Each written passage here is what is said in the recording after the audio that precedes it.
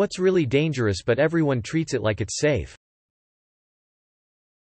Sunburns would be treated much differently if they were called by their true name, radiation burns. Driving. Long hair around pulleys and belts. There's a YouTube channel where two young ladies are working around a sawmill with long hair. And I can't count how many times people have begged them in the comments to tuck their hair up. They don't. In 11th grade, one had hair down to my butt was weirdly pretty good at working the horizontal lathe at my school. Tons of rotating parts, it's used to cut shaved down pieces of metal. I had my hair in a ponytail instead of a bun. I thought someone was pulling my hair, then my head slammed down to the machine. Within like 3 seconds my hand broke cuz I put my hand in to save my hair. My classmate pulled the plug on the machine, saved my life. Infections. Every person reacts differently to them. Don't assume you are the average.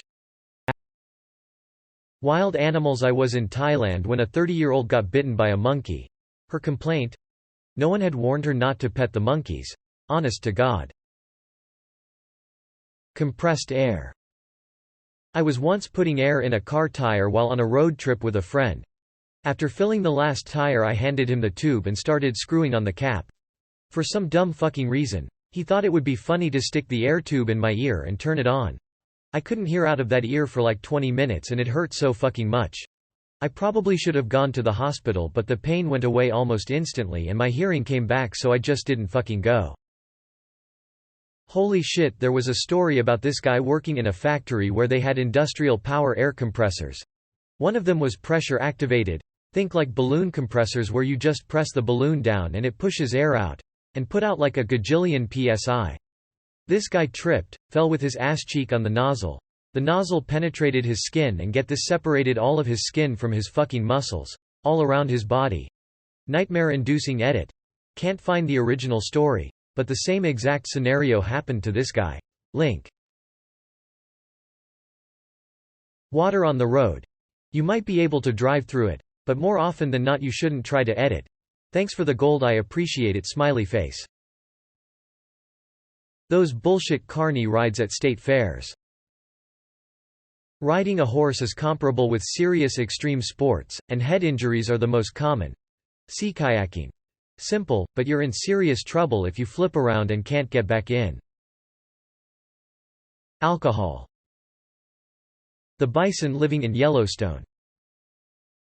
Household everyday cleaning chemicals. Revealing personal information about yourself on the internet.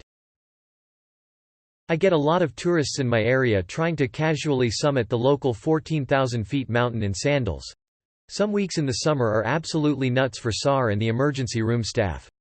ETA. SAR search and rescue. Blunt kitchen knives.